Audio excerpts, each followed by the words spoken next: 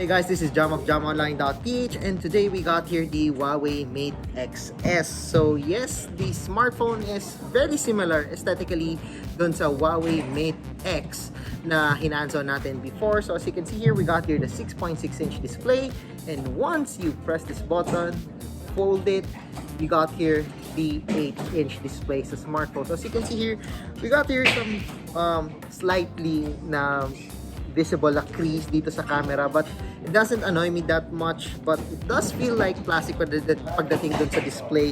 So almost similar yung feel niya sa display dito, but Huawei has improved not only the display of the smartphone dito na mas maganda yung touch response, but they've also improved the Falcon wing hinge. So they call it the Falcon wing hinge. Actually, mas tight na yung hinge na na-experience ko dito sa Huawei Mate X and Mate XS, and mas mahirap siya buksan ng isang kamay lang. So I prefer using this one na nakaganto kasi I prefer typing na mas malaki yung keyboard, which is perfect for me na mahilig mag-vlog dito sa smartphone or mahilig mag-check out or magbukas ng Chrome, and gusto ko na mas malaking viewing dito sa Huawei Mate XS. So pagdating sa design, again, 6.6-inch display dito sa likod. We only use this one for selfie cameras.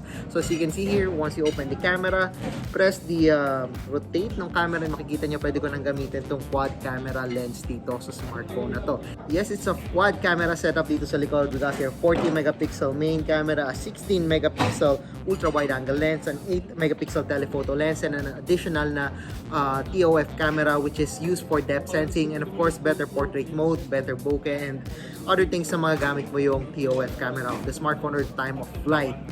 So I still think that the design of the smartphone is really functional and really useful, as you don't, you can use both the display of the smartphone, kasi with the Galaxy Fold you got a closing na fold, we got a smaller display outside with a bigger display inside. So this one is different. So the quad camera setup dito sa Huawei Mate XS is also the selfie camera of the smartphone, katulad ng pinakita ko sa inyo kanina.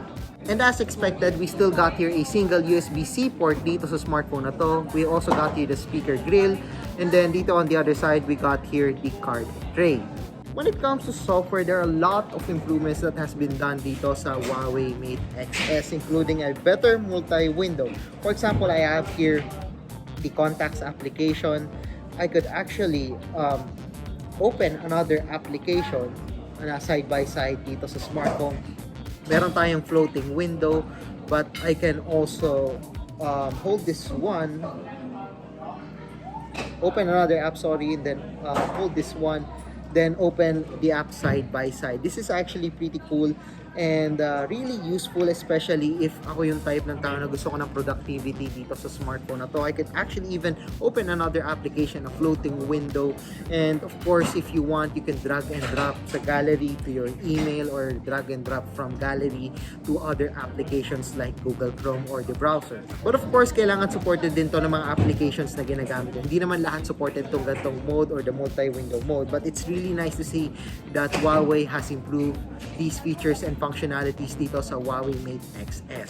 The Huawei Mate XS is also 5G ready thanks to the Kirin 990 SoC inside the smartphone. It is also the same SoC that is being used by the Huawei Mate 30 Pro 5G. But of course, kailangan supported ng telco or ng carrier nyo ang 5G, but I think in the Philippines, nagre-ready na both telcos dito sa Pilipinas ng 5G. Aside doon, the smartphone also supports 55 watts Huawei Supercharge. Unfortunately, we do not have the charger here, only the smartphone. But yes, you need the charger and also the USB-C cable para magamit niyo yung 55 watts fast charging. The smartphone also runs on Android 10 with EMUI 10, and just like other Huawei smartphones, this one doesn't come with a Play Store, but they do have the app gallery in which most of the applications na basic applications na kailangan nyo sa smartphone is available dito. Actually, I've been using this one. Meron tayong Share It dito, there's PayMaya, there's Video. I think most of the basic applications that you need on your smartphone is already here sa app gallery. So yeah, I guess that's it dito sa Huawei Mate XS. We still got here the same design, but we got a more powerful processor, a better hinge, a better display, and makikita nyo naman na I think wala namang problema sa gantong klaseng foldable display. You can use it like this. Or, I mean, you can use it like this. You can use it like this. And no, wala pa rin tayong in-display fingerprint scanner as we got here the fingerprint scanner also dito sa power button ng smartphone along with the volume rocker here. And so far, wala naman akong problema sa kanyang design. I think no need naman i-fix ang bagay na ayos na, diba? So I think yun yung gusto nila sa Huawei Mate Xs. In-upgrade lang nila si processor, naglagay sila ng 5G. And it's almost, you know, perfect. And it will be available globally, thankfully. And wala naman akong problema that it's only running on App Gallery. I mean, you can sideload most applications without problems. Dito sa smartphone, it's still running on Android, so you can still run most games, most applications sa smartphone. Meron pa rin tayong camera dito na co-engineered by Leica. And of course, we got here an additional TOF camera na nakakatulong sa depth sensing and also sa portrait mode ng smartphone.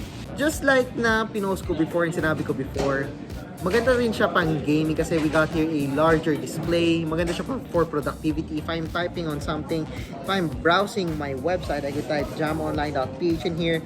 Meron tayong mga tabs dito just like a normal tablet. I think helpful siya sa mga productive na tab. Gusto laging gamitin yung smartphone for productivity.